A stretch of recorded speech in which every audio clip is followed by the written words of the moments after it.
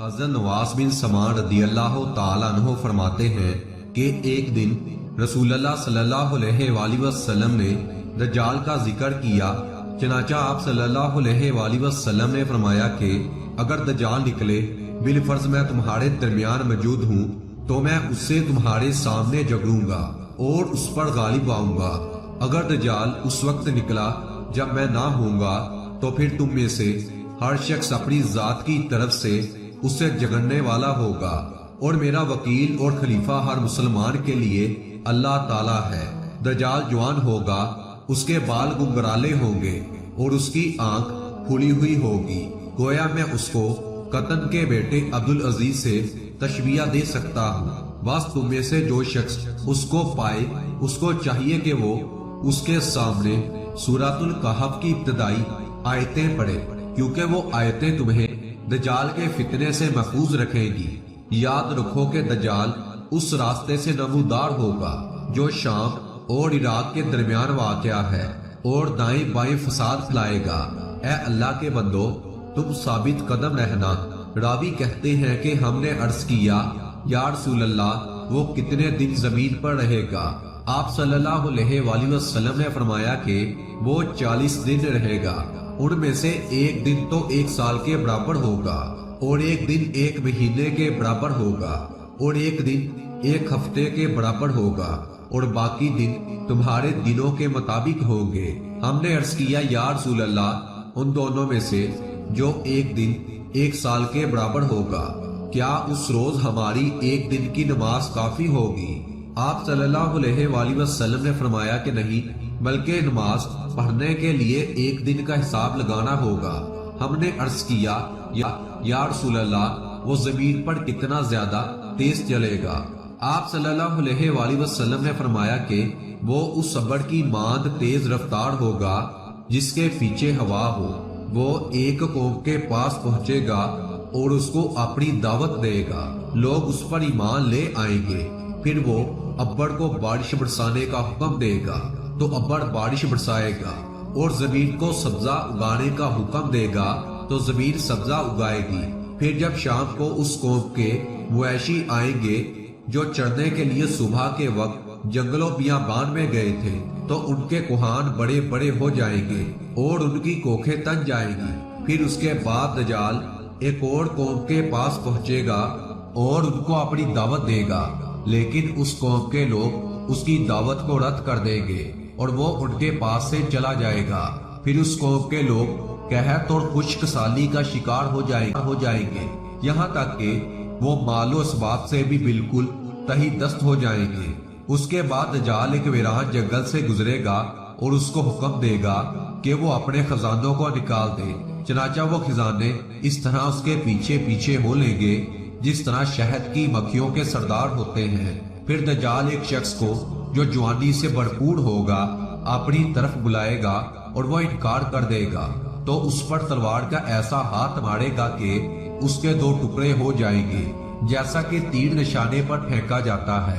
اس کے بعد دجال اس نوجوان کے جسم کے ان ٹکڑوں کو بلائے گا، چنانچہ وہ زندہ ہو کر دجال کی طرف متوجہ ہوگا، اور اس وقت اس کا چہرہ نہایت حشاش بشاش روشن اور کھلا ہوا ہوگا۔ غرض یہ کہ دجال کی فریب کاریاں جاری ہوگی کہ اچانک اللہ تعالیٰ عیسیٰ ابن مریم علیہ السلام کو نازل فرمائے گا جو دمشق کے جانب کے سفید منارے پر سے اتریں گے۔ اس وقت حضرت عیسیٰ علیہ السلام زرد رنگ کے 2 کپڑے پہنے ہوں گے اور اپنی دونوں ہتھیلیوں کو فرشتوں کے پروں پر رکھے ہوئے نازل ہوں گے۔ وہ جس وقت اپنا سر جھکائیں گے تو پسینہ ٹپکے گا، اور جب سر اٹھائیں گے تو ان کے سر پر چاندنی کے دانوں کی مانند قطرے گریں گے جو موتیوں کی طرح ہوں گے۔ یہ ناممکن ہوگا کہ کسی کافر تک حضرت عیسیٰ علیہ السلام کے سانس کی ہوا پہنچے اور وہ مر نہ جائے، اور ان کی سانس کی ہوا ان کی حد نظر تک جائے گی۔ پر حضرت عیسیٰ علیہ السلام دجال کو تلاش کریں گے یہاں تک کہ وہ اس کو باب اللد پر پائیں گے اور قتل کر ڈالیں گے۔ اس کے بعد حضرت عیسیٰ علیہ السلام کے پاس وہ لوگ آئیں گے جن کو اللہ تعالیٰ نے دجال کے فتنے سے محفوظ رکھا ہوگا۔ حضرت عیسیٰ علیہ السلام ان لوگوں کے چہروں سے گرد و غبار صاف کریں گے اور ان درجات کی بشارت دیں گے جو جنت میں پائیں گے۔ حضرت عیسیٰ علیہ السلام اسی حال میں ہوں گے کہ اچانک اللہ تعالیٰ کی طرف سے ان کے پاس یہ وحی آئے گی کہ میں نے اپنے بہت سے بندے پیدا کیے ہیں جن سے لڑنے کی طاقت کوئی نہیں رکھتا، لہٰذا تم میرے بندوں کو جمع کر کے کوہ طور کی طرف لے جاؤ اور ان کی حفاظت کرو۔ پھر اللہ تعالیٰ یاجوج و ماجوج کو ظاہر کرے گا جو ہر بلند زمین کو پھیلانگتے ہوئے اتریں گے اور دوڑیں گے۔ ان کی تعداد اتنی زیادہ ہوگی کہ جب ان کی پہلی جماعت بحر تبریہ سے گزرے گی تو اس کا سارا پانی پی جائے گی۔ اس کے بعد آنے والی جماعت کا وہاں سے گزر ہوگا تو کہے گی کہ اس میں کبھی پانی ہوتا تھا۔ اس کے بعد یاجوج ماجوج آگے بڑھیں گے یہاں تک کہ جبل خمر تک پہنچیں گے جو بیت المقدس کا ایک پہاڑ ہے۔ پھر کہیں گے کہ ہم نے زمین والوں کو ختم کر دیا ہے، چلو آسمان والوں کا خاتمہ کر دے۔ چنانچہ وہ آسمان کی طرف اپنے تیر پھینکیں گے اور اللہ تعالیٰ ان کے تیروں کو خون آلودہ کر کے واپس لٹا دے گا۔ اس عرصے میں خدا کے نبی اور ان کے رفقا یعنی کہ حضرت عیسیٰ علیہ السلام اور اس وقت کے مومن کوہ طور پر روکے رکھے جائیں گے اور ان کے لیے بیل کا سر تمہارے آج کے 100 دیناروں سے بہتر ہوگا۔ چنانچہ اللہ کے نبی حضرت عیسیٰ علیہ السلام اور ان کے ساتھی یاجوج ماجوج کی ہلاکت کے لیے دعا کریں گے، بس اللہ تعالیٰ ان کی گردنوں میں کیڑے پڑ جانے کی بیماری کو بھیجے گا جس سے وہ سب ایک کے بعد ایک بڑھتے جائیں گے، جس طرح کوئی ایک شخص مر جاتا ہے۔ اللہ کے نبی حضرت عیسیٰ علیہ السلام اور ان کے ساتھی پہاڑ سے زمین پر آئیں گے اور انہیں زمین پر ایک بالشت کا ٹکڑا بھی ایسا نہیں ملے گا جو یاجوج ماجوج کی چربی اور بدبو سے خالی ہو۔ حضرت عیسیٰ علیہ السلام اور ان کے ساتھی اللہ تعالیٰ سے دعا کریں گے، تب اللہ تعالیٰ بغتی اونٹ کی گردن جیسی لمبی لمبی گردنوں والے پرندوں کو بھیجے گا جو یاجوج ماجوج کی لاشوں کو اٹھا کر جہاں اللہ کی مرضی ہوگی وہاں پھینک دیں گے۔ ایک روایت میں یہ بھی ہے کہ وہ پرندے ان کی لاشوں کو نہبل میں ڈال دیں گے اور مسلمان یاجوج و ماجوج کی کمانوں، تیروں اور ترکشوں کو 7 سال تک چلاتے رہیں گے۔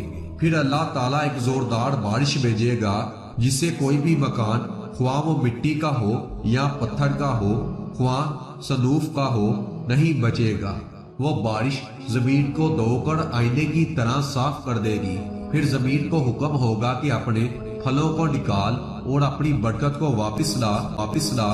چنانچہ اس وقت 10 سے لے کر 40 آدمیوں تک کی پوری جماعت ایک انار کے پھل سے سیر ہو جائے گی اور اس انار کے چھلکے سے لوگ سایہ حاصل کریں گے۔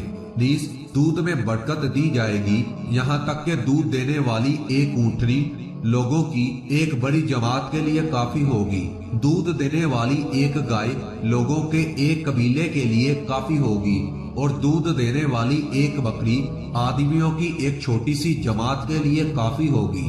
بہرحال لوگ اسی طرح کی خوشحال اور امن و چین کی زندگی گزار رہے ہوں گے کہ اللہ تعالیٰ ایک خوشبودار ہوا بھیجے گا جو ان کے بغل کے نیچے کے حصے کو پکڑے گی، اور پھر وہ ہوا ہر مومن آدمی کی روح قبض کرے گی اور صرف بدکار شریر لوگ دنیا میں باقی رہ جائیں گے جو آپس میں گدھوں کی طرح خلط ملط ہو جائیں گے، اور انہی لوگوں پر قیامت قائم ہوگی۔